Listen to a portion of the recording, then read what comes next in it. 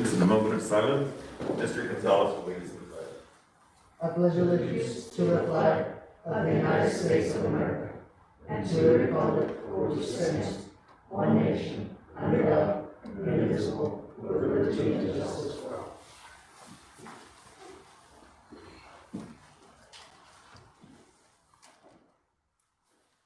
Thank you. You may all be seated. Thank you all for coming. I know we've got several online, and we've got Ms. Mellon is on a conference call. She'll be out in a minute, and Mr. Lara's going to be a few minutes late, but he intends to be here. Before we move on, do you want to introduce who's online, who's listening online, or do we know? At this point, President Townsend, I believe we have Representative John. Can you hear us, sir? I can hear you, not real well, but I can hear you. Very well, so thank you for attending. Not a problem, glad to be on. That's all that I see, other than Mr. Patton, who is...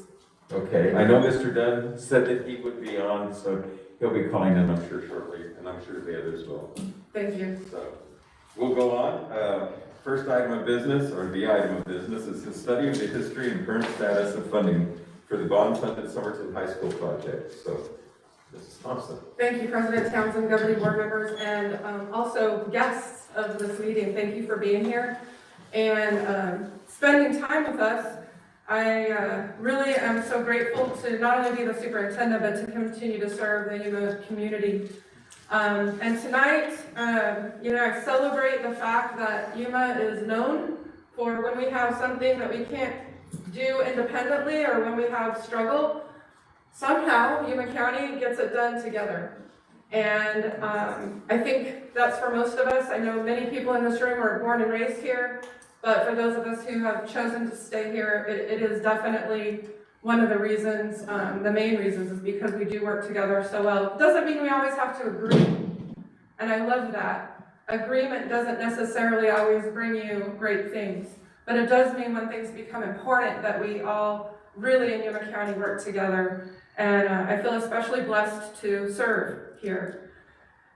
Most of you in the room, if not all, have been a part of various study sessions and history. I thank all the representatives, and we have County Board of Supervisors in the room, City of Somerton in the room.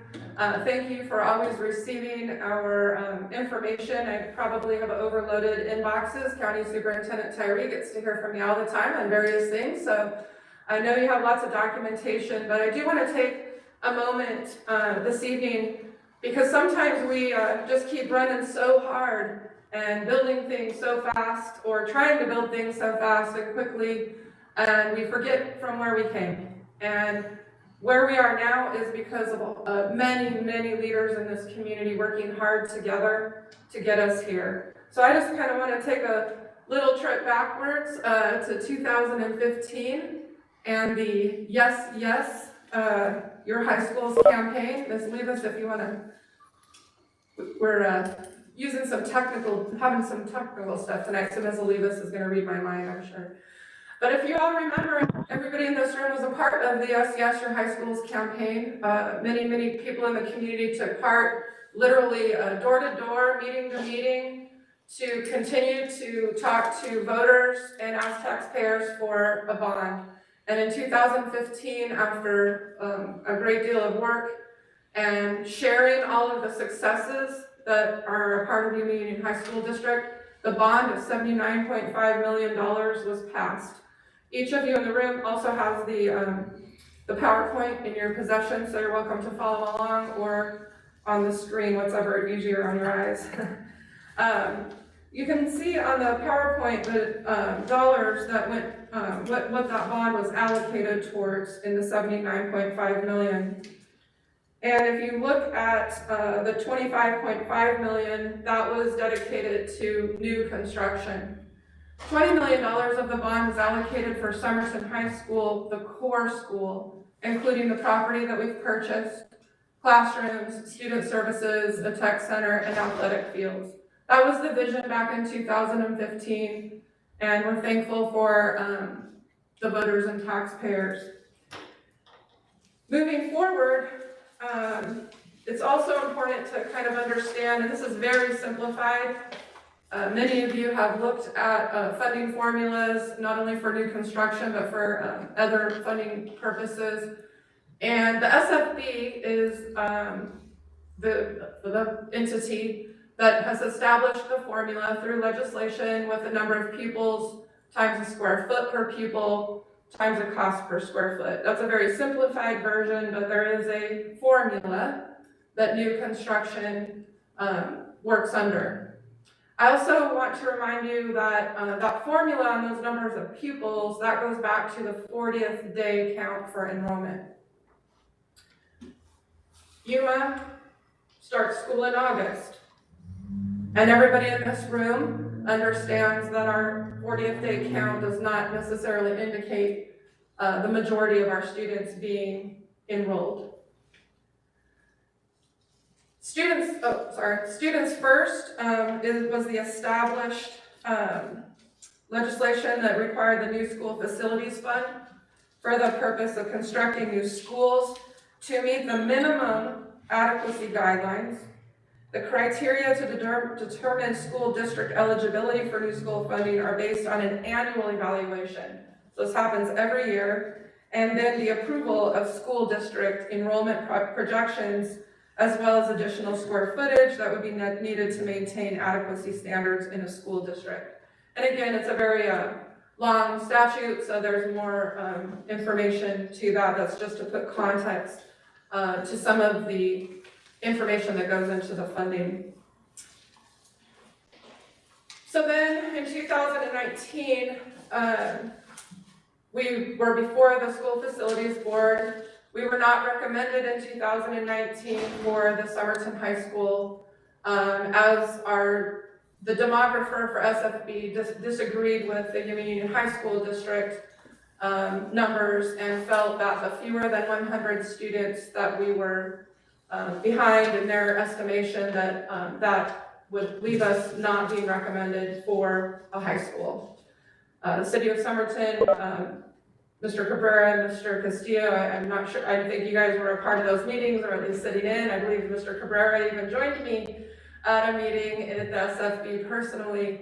And it really came down to demographer and numbers, and it was different data.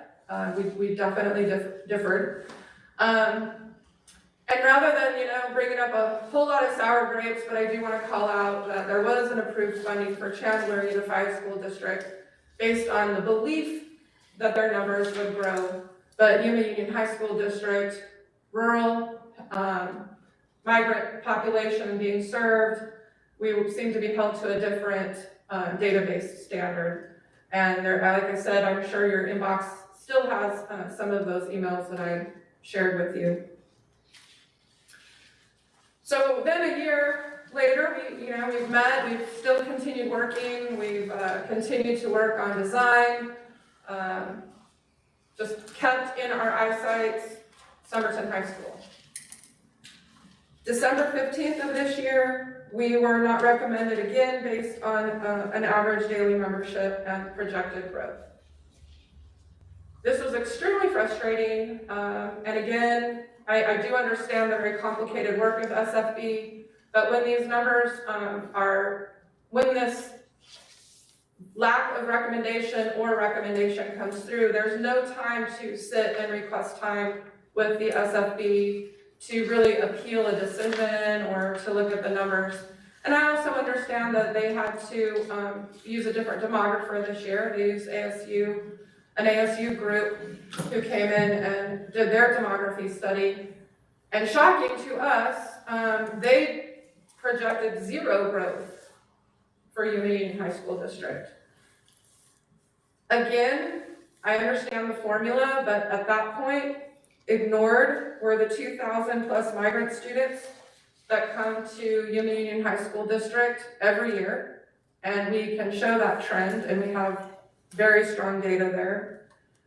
The lack of enrollment that we experienced, the enrollment decline that Yuma Union experienced as a part of the pandemic, is if you look in December of 2020 as opposed to the rest of the state, Yuma Union High School District looked at 0.95% decrease.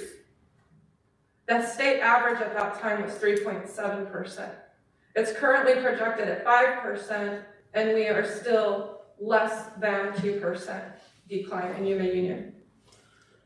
Our students come back, and we have been looking for students, phone call after phone call, one body at a time, even now at this point, not just for this, but because our students are so important to us.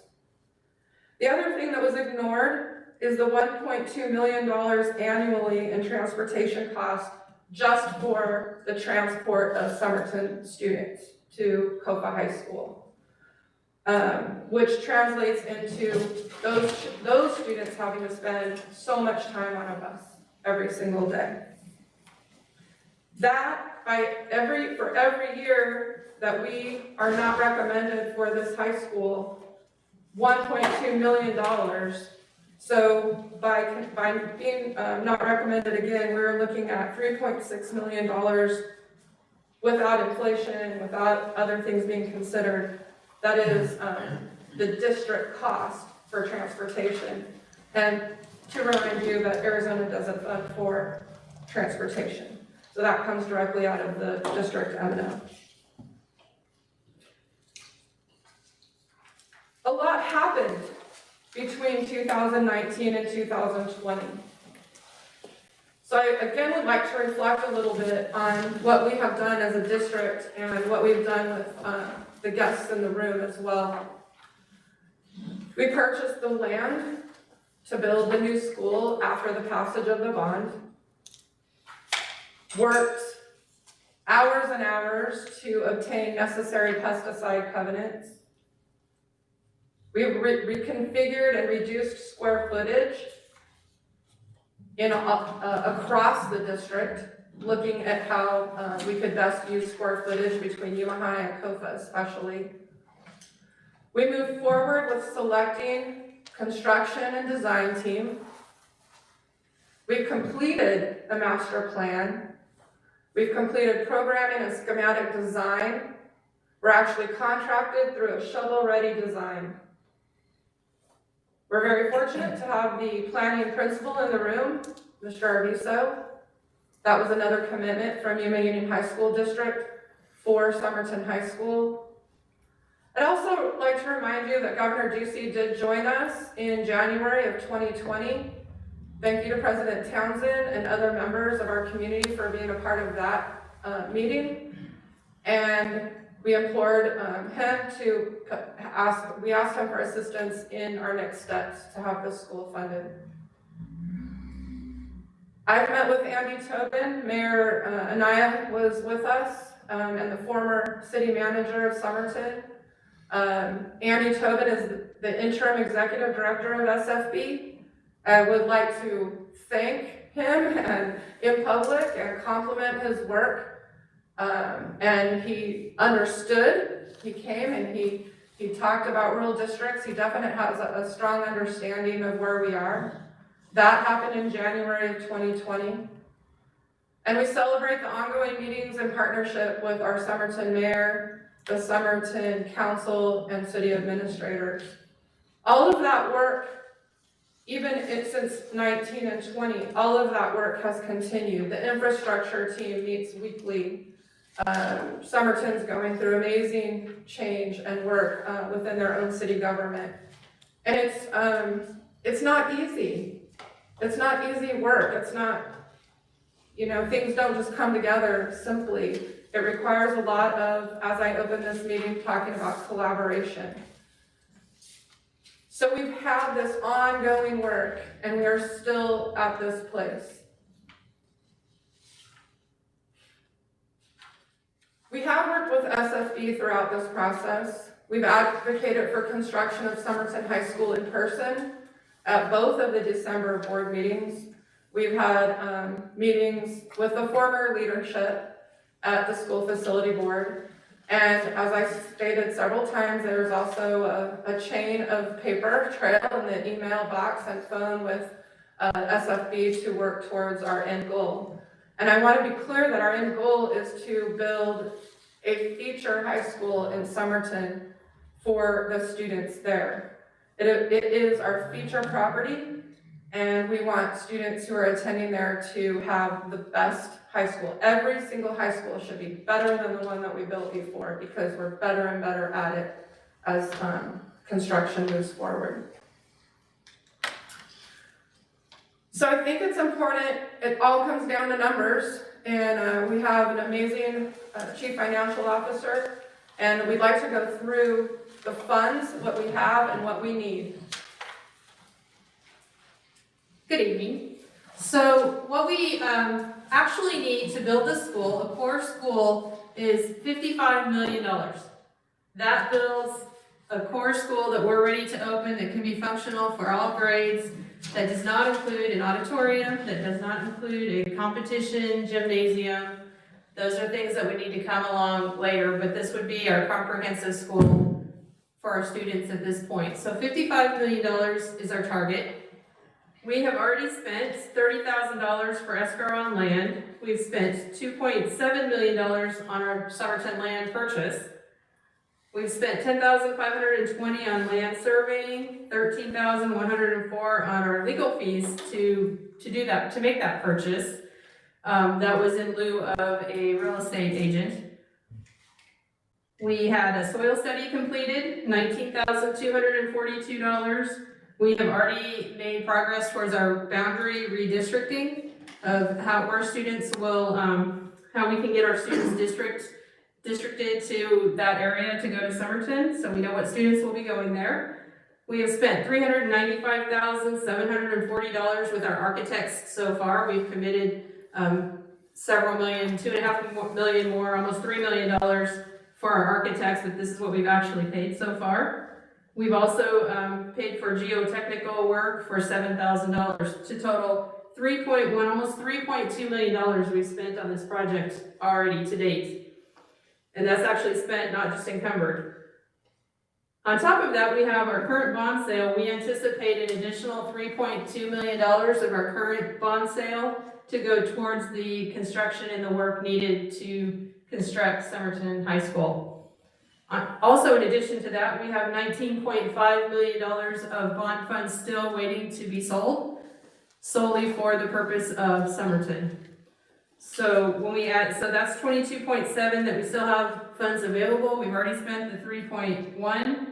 That leaves us, when we subtract that from the 55 million, that leaves us with a deficit of $29.113 million.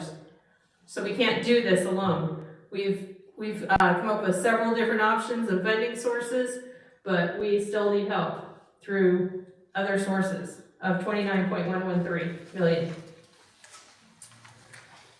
So at this time, we've exhausted all avenues to get those funds, being through SFD, which is why we're here. We need some help.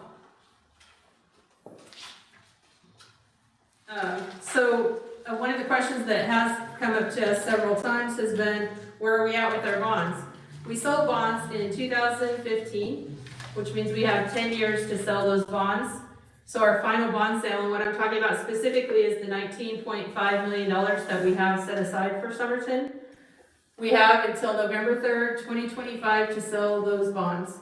And then we have 3 years after the sale of those bonds to use all of those funds.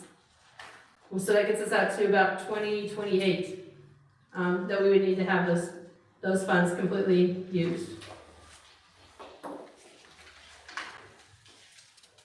So looking at what this means for Yuma Union High School District and the students that live in Somerton, it means that Copa High School will continue to operate at 13% over capacity, and it continues to grow.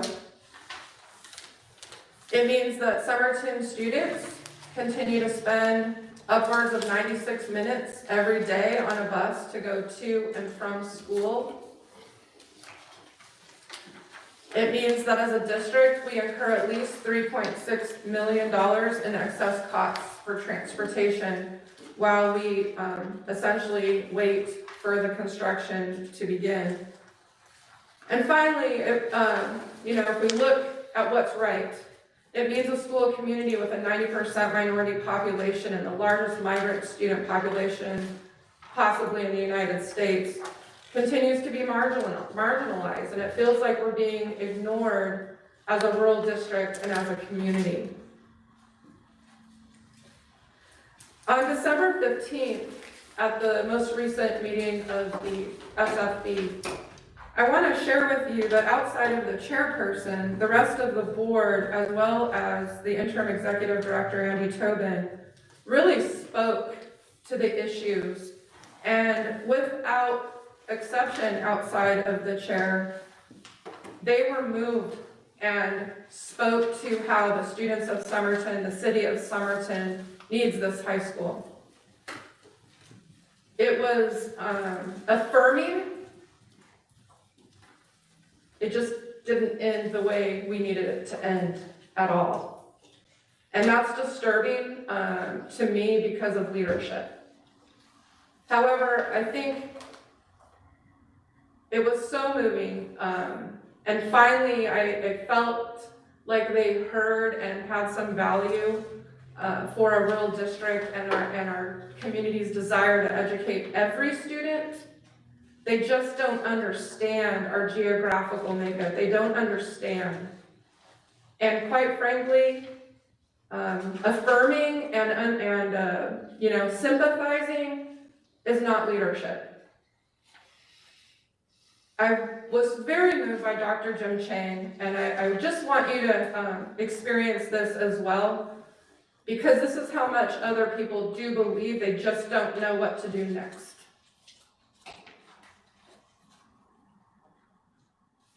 Looking at this issue for about a year, since the last time we looked, and since the governor was in Yuma and said that he's going to come back to Phoenix and hold those people accountable. So that's us, and I think we want to be accountable. We want to be accountable for what we do, but what's good? What's the right thing to do? I think when we made the decision last year, we were following the law. The law says, you have the numbers. If you don't cross the number, you don't give the school. But on the other hand, these kids clearly need a school. So is it the right thing to award them a school, contrary to what the law says, contrary to what the numbers say? If I make a motion and say, contrary to what law tells us, contrary to what the law indicates, we, the school facilities board, award them a school. Will that stand? I'm ready to make that motion. And if I have to go to jail for 5 years, and as a result, I can do that. I won't regret a minute if I go to jail for 5 years, and as a result, 2,000 students have a school in their town instead of having to travel 20 miles. I'll do that in a heartbeat. It was very moving for me because finally it felt like people were really understanding. But again, even Dr. Chang, who is respected and has a vast experience, they don't know how to fix it. There's not an answer. And it continues to revert back to statute and law. So following that meeting, it was still a unanimous vote against providing the funding for Somerton High School for the second time. Earlier this semester, this year, we were asked to send forward our legislative priorities through working with our legislators. And on Yuma Union High School District's legislative priorities is a reform of SFB. I'm not speaking to the board. I feel like that's not the issue, but we've known for so long that the funding formula does not address rural districts in our situation. And maybe there aren't enough of us to make a funding formula change. I do not know. All I know is that this is the wrong work. And it's wrong for students. So what's next?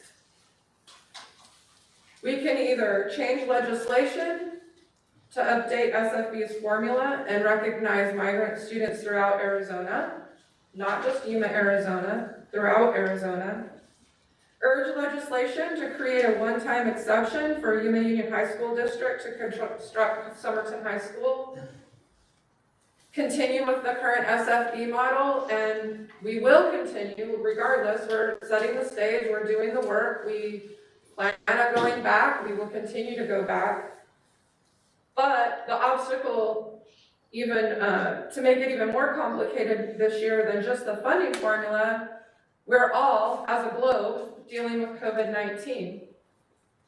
Right now today in Yuma Union High School District, year to date, we're missing 199 students that we continue to look for every single day. Actually, I think it went to 197 overnight. Our staff are finding our kids, and we are asking our families to continue to come back.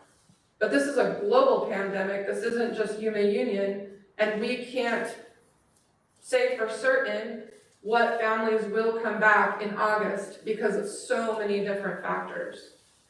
So is that going to then be something that continues to hold us back?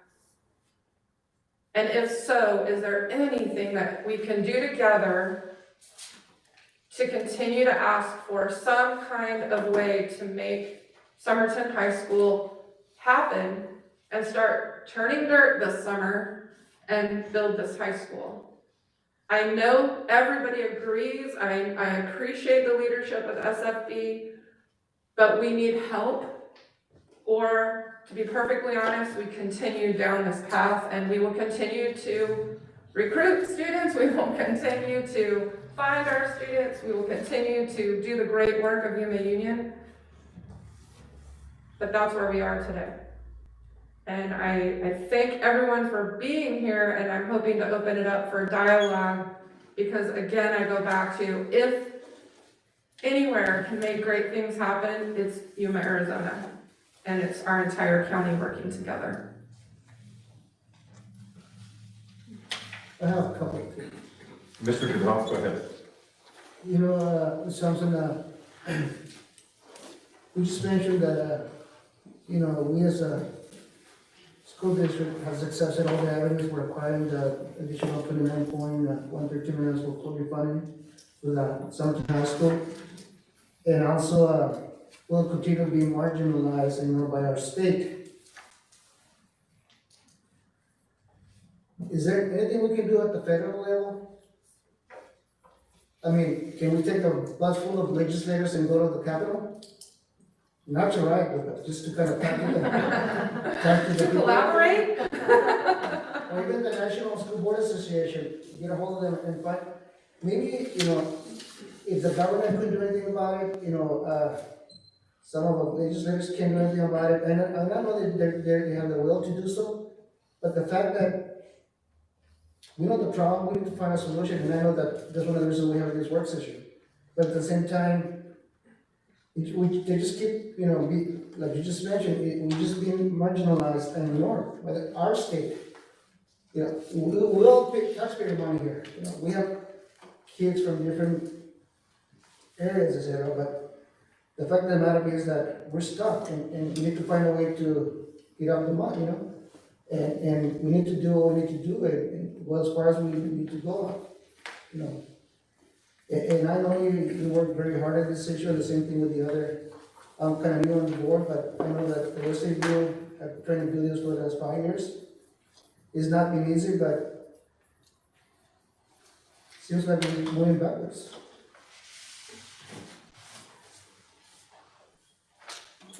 You know, I want to say something here. I think the issue is that when First Things First was passed and written for the School Facilities Board, the formulas really didn't take into account special circumstances at all, much less the needs of rural communities. It was written basically to fund, because most of Arizona is in the big cities, the communities of urban statures. So things that would never cross the mind of people that wrote the legislation, such as migrant students, because 80% of the migrant students in Arizona come through Yuma Union High School District. That's just an amazing number. It dumbfounds people when you explain that to them. And for this not to be considered, seems like it should be an easy legislative fix. I think for this session, we're probably too late. Legislation's already, had to have been submitted. But I think there are things that can be done. And if there's any way we could get some assurance that perhaps in the next session, so we can move forward, and that's really what we need is some assurance that we're going to get the funding at some point in the next couple of years. But I really, in my mind, the problem is the way the rules of this legislation are written that don't take into account things. Student safety, we've got 1,100 students on a bus coming 20 miles from Somerton and back daily. That's a student safety issue. And, that's not even considered in the formula. So I think there's just a lot of those factors that aren't considered that should be, and maybe our legislators listening, and I know some that aren't on that we're going to be on will probably be viewing this later, and I know they're going to participate in some things here in Yuma tomorrow. Can maybe listen and address some of these things. Ms. Bowen?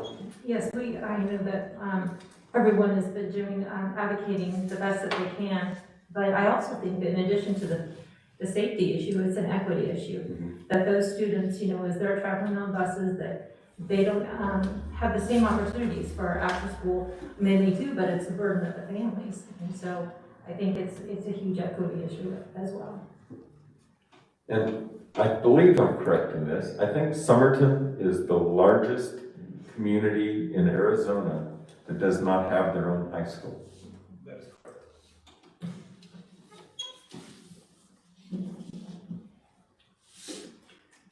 Does anyone else? I feel like I should have something profound, but I feel like, I kind of feel like a broken record sometimes, so yes to all of this.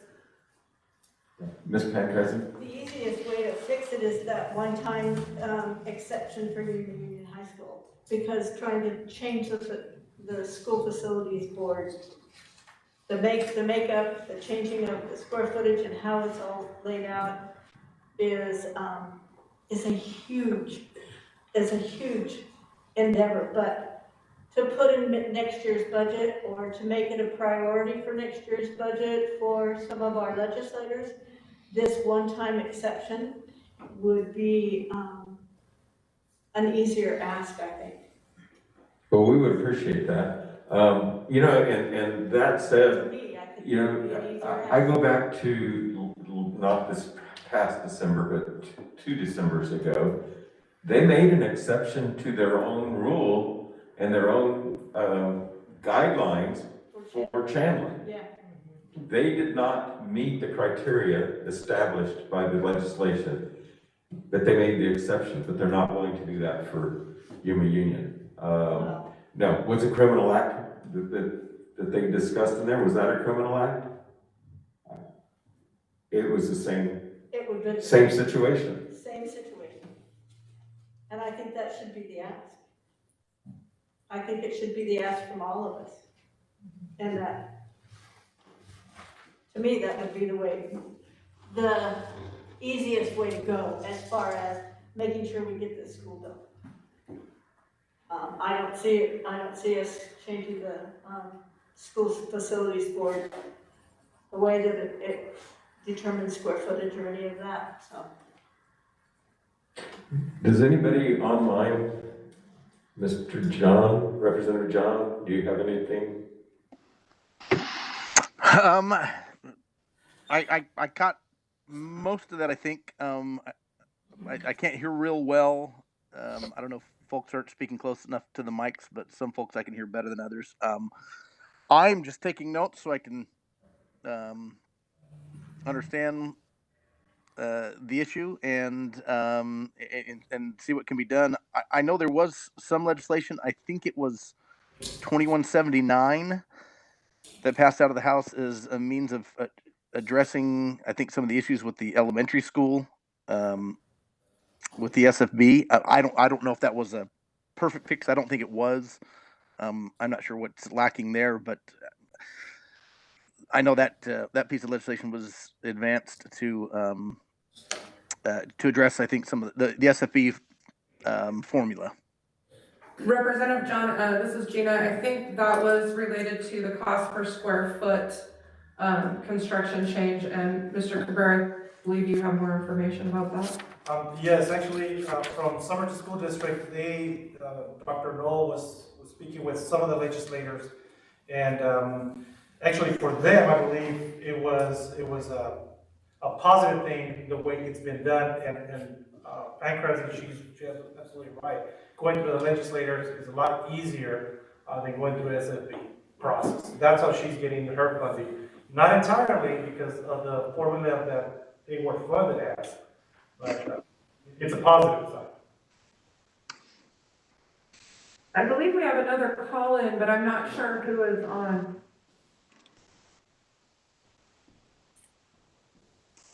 Representative John, did you have something else you wanted to add? Actually, I think Supervisor Pancrazzi mentioned something. Before I jumped in, as far as I think she said, what could be done or should be done, or the easiest way to go about making up the lack in funding, or but I couldn't quite hear her. What could she said directly. Explain to me that again? Yeah, a one-time exception for you. Hang on, Len, there, speak into the microphone. A one-time exception for Yuma Union High School District, Joel, is what I was saying. And have it be one of the asks for, to be put in the budget for next year. And if we start now, that's how, I mean, you would have to start now to make sure that it would get there. Because you're gonna have to talk to the governor, you're gonna have to talk to other legislators, you're gonna, all of 6 legislators from Yuma, and others that are rural legislators who understand this issue. That's where you're gonna have to get that movement started right now for next session, so. Did that clarify it for you, Mr. John? A little bit, perhaps. I could speak at a later date with Supervisor Pancrazzi, and she could explain to me how I could help make that happen. Well, I'm thinking of the $5 million that Tim is asking for in the budget right now for the fair relocation. That is his ask, and that's moving along. Maybe next session, the ask could be for a one-time exception for the Somerton High School. Yeah, For the 29 point something million that we need. We'd be happy to work with you on that, Representative John, to, if you're willing to look at something like that. I'd be happy to. So, I mean, that's not something he can do by himself. It would have to be a coalition of all 6 of them to make it happen on both sides. But it would be an ask maybe from all 3 of them. That would be the way it would have to. Mr. Tyree, you had. Your little kids in the background. That's me. Tyree, you could use the microphone, Mr. Tyree, for Mr. Rohrer. Thank you. I actually have a number of different thoughts. First of all, though, one of the thoughts pertains to a question, because I'm trying to figure out what the numbers are based on. So, how many students did we miss by? In 2019, I believe it was, depending on the number, between 50 and 80. 50 and 80 students is all right? Okay. Correct. And then my next question then, with regard to that is based upon the 40-day count? Yes. Is that correct? So, which, as you, I think, appropriately pointed out, doesn't take into consideration our migrant students that come in at a day or late. So, or whatever day, excuse me. So, if we had taken that into account, I am assuming that that number that we needed to have to do that would have gone beyond that 50 or 80 or whatever number. Yes, our migrant students, we recognized last year 2250. Yeah. Well, okay, and so first of all, what I would say is this, is that I'm in favor of doing whatever it is that we need to do in order to get the high school built. And I understand what Ms. Pankrathy is talking about with respect to the single action or exception that we're requesting. In my mind, although that may be maybe possibly the quickest way to get it done in terms of a legislative remedy, I'm one of those people who believe that the way you address these things is in a more systemic way. Because I don't think this is going to be the last time that we're going to need to build a high school. And I don't think that this is the last time this is going to be an issue. So I think one of the things that needs to happen is that the numbers need to be based upon an appropriate timeline that really takes into consideration the students that we have that are migrant school students. So I think we should take a look at that. And I think that's really where we should should go after it in terms of getting the change that needs to be made. Because once again, in my mind, rather than seeking that one exception, which once again, I don't disagree with you, Lynn, that I'll take whatever we need to get it there. But and in my mind, politically, I think sometimes it's more difficult for people to vote in favor of making an exception, because you know what, just as soon as you do that for us, guess what? Somebody else Wants to do it. So it needs to be based, on something that is solid. And I think that's where that needs to happen. And I think there is a legislative remedy that can be pursued that would address that, and then would get to the issues that we're talking about in terms of equity, okay? And then the other thing I want to just say is this, and this kind of, it goes in line with some of the other comments I've heard already this evening. I'm going to take my county superintendent's hat off for a minute, put my old coaching hat or my whistle back on. And I will tell you, a number of years ago, I was the head basketball coach at Kofa High School. And a very good number of the players that were on my team were kids from Somerton. Mm-hmm. And you know what, they were great, not only were they great kids, but they were great players. And I saw exactly what you're talking about. I saw kids that used to have to wait for, that if there was an activity bus, they had to wait a long time to just be able to get home. And then when we had an away game or whatever, then they had to figure out a way to get home like that. And that goes back to the days when I was a player. And kids used to come over to my house from Somerton and stay with me because they didn't have any other way to get home. Yeah. That's a real issue. And it's an anecdotal comment on my part, but you know what? It really comes from somebody who has seen that in person and knows what we're talking about in terms of equity and the effect on our kids. And we should not have kids who cannot participate in athletics, especially these days, because they simply don't have a ride home or to be able to participate, in a school close to their home. And finally, in addition to that, the other thing is that when we did play, a lot of times those kids' parents didn't have the ability to even come watch our children play because they were 20, 25 miles away. Their work maybe not permitted them to do it at that time.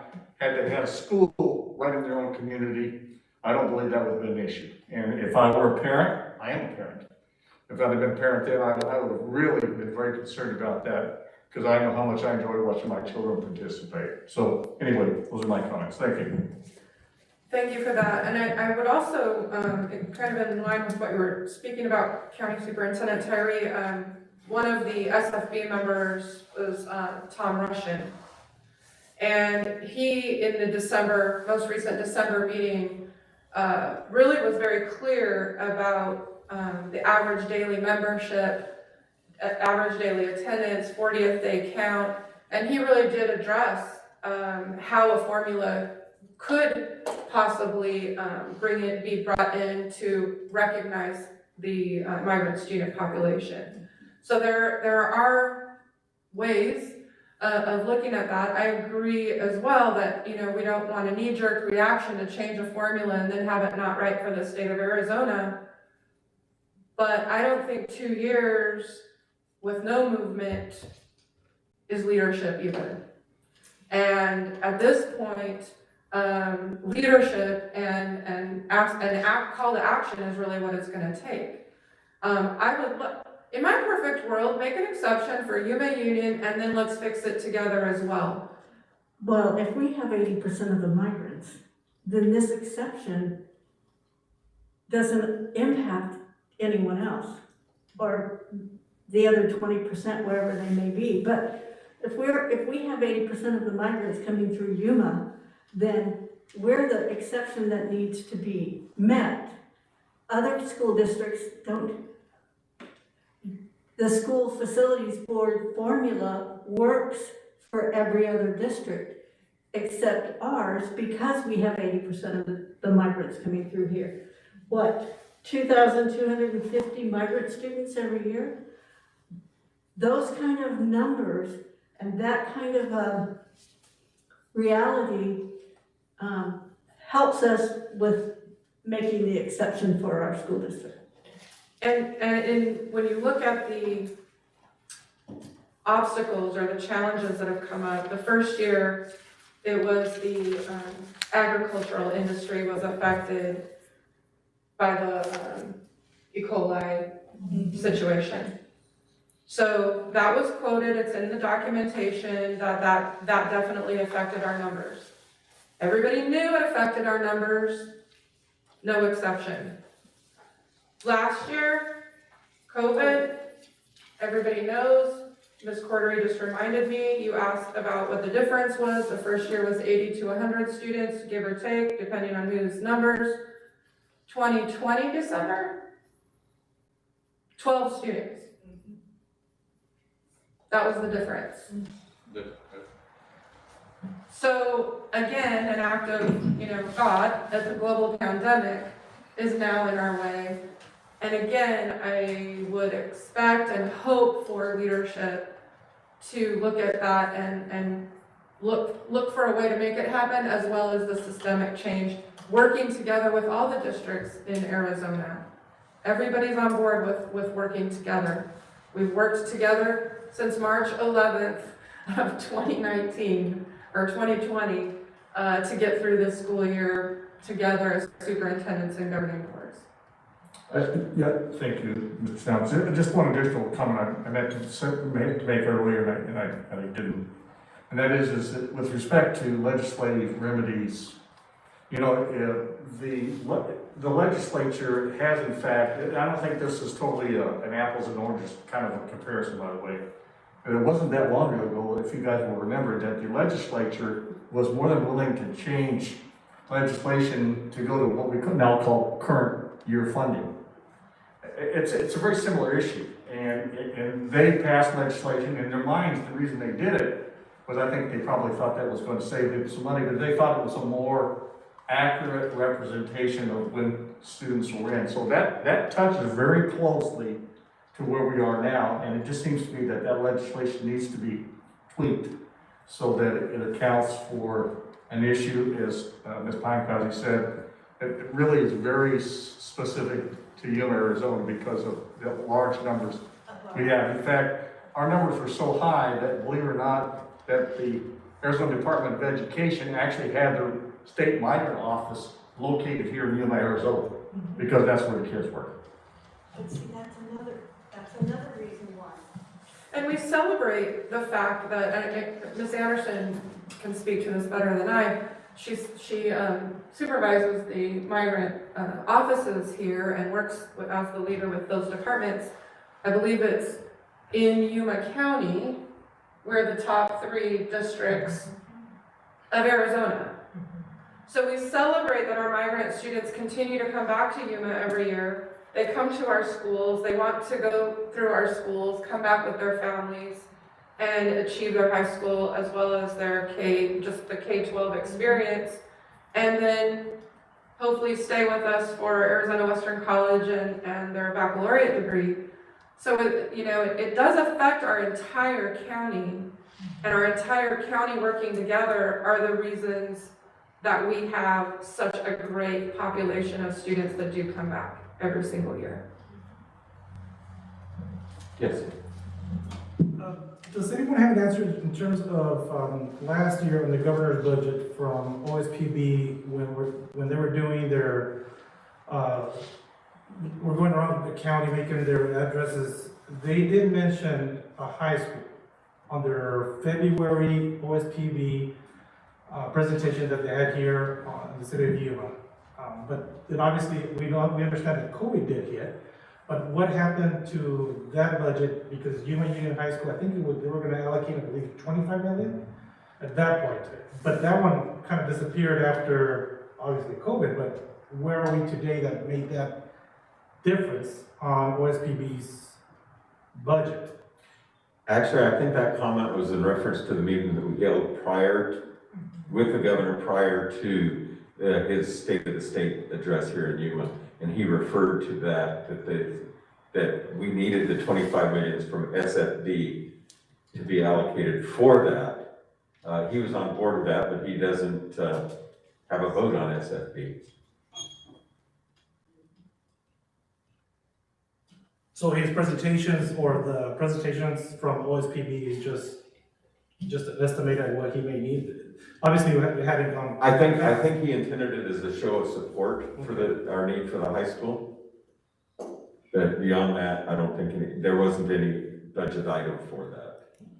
There was no support. Yeah, because the money is in SFB. The money was there in SFB. All they had to do was vote to appropriate it to us.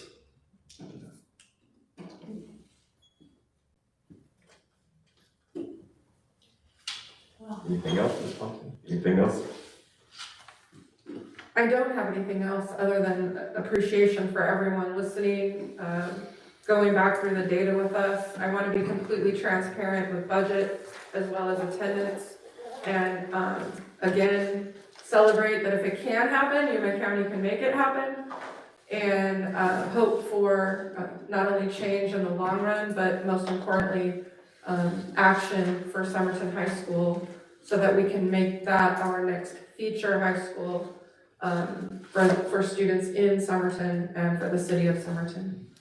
I want to add, I think we've got a group of legislators that represent Yuma County that are very attentive to us. They listen to us, they communicate with us, and some of them are on the line right now, some of them we're going to be, obviously things happen, but they will communicate with us, and we're going to continue to work with them to see where we can go from here. I, for one, don't give up easily, or at all, maybe, but we do appreciate them, and they have been advocates for us. We just need to keep pushing a little harder to get what we need for this, and we will get it. It's just a matter of when and how we're going to get it. So I have confidence in that. Representative John and whoever else is on, we do appreciate your efforts and your being here and listening to us today. And thank you for those of you who are able to come here this evening and join us, and thank you to my board as well. Thank you, Joel. You know, when is the next SB board meeting? They meet monthly. I don't have the date. I can certainly get that out to you. But they only appropriate at their December. Right, in December is the only time for the recommendation to the legislature. However, there is a call to the public every month.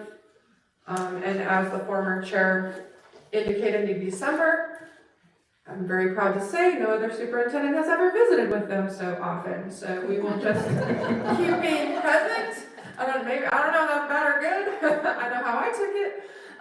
But you know, we are not going to stop, but I also believe in, like I said, transparency and working together is what will make this happen. Is there anything else? April 7th is the next SFD meeting. I have a Ms. question. Miller? Would it help for others to participate in the call to the public? Is there a process to be able to do that, or? They are still also meeting virtually. It's a call-in meeting only, and it's on their website. You can link to their agenda, and it gives you the phone number and the hashtag as far as calling in. How many other schools are we competing with, I mean, statewide for this money? I want to say there were, on the last agenda, there were 3 districts, not us. It just depends on who eats the formula. Right, so at that point it was 3 others, and you know, it's K-12, Right. so. Okay, And this is separate, I also want to just acknowledge the capital expenditures of building, new construction is separate from the building renewal grant process. So Yuma Union High School District has recognized, definite building renewal grant dollars, and the SFB has worked very hard to make that a more streamlined process. That has worked very well, and we're very appreciative of that process happening, but that is a separate process from construction cost. is there anything else? Yes, sir. So for consistency, what should we tell our residents, when they ask, because, as elected officials, we get asked a lot, to make sure that we're talking the same language. What should we tell our residents, that we're still waiting on SFB funding? At this point, it's a bond-funded project, and we are waiting for school facility board, but we are also advocating for a possible exception with our legislature or with that funding formula. But it comes down to the numbers of how many students we have attending Yuma Union High School District, and we will continue to, display those numbers. But it all comes down to student attendance and that formula. And we are proceeding with pre-construction work still. Yes, we are going all the way through shovel ready. So do we have something like tentative to just kind of inform our, go do like a little, I don't know, I know it wouldn't be like a groundbreaking, but at least something to show that it's coming? Because I know our residents have been very vocal about, not believing that it's happening. As a city council person, I hope that you first would ask their vocal efforts if they could contact their legislators and contact that. I am, to be perfectly honest, I'm hesitant to do any kind of ceremonial without the dollars available, because there just would be nothing more disappointing. And once you do that, then it's like, well, where is it? It's still gonna be, well, where is it? And you know me very well, I'm very transparent, and the other part of that is we need the city of Somerton as much as we need students in class to advocate for a change in this formula. And you have a number of residents that I know are already reaching out, and they've actually called me as well for who to reach out to. So I really would advise against any ceremonial things other than what we have already displayed.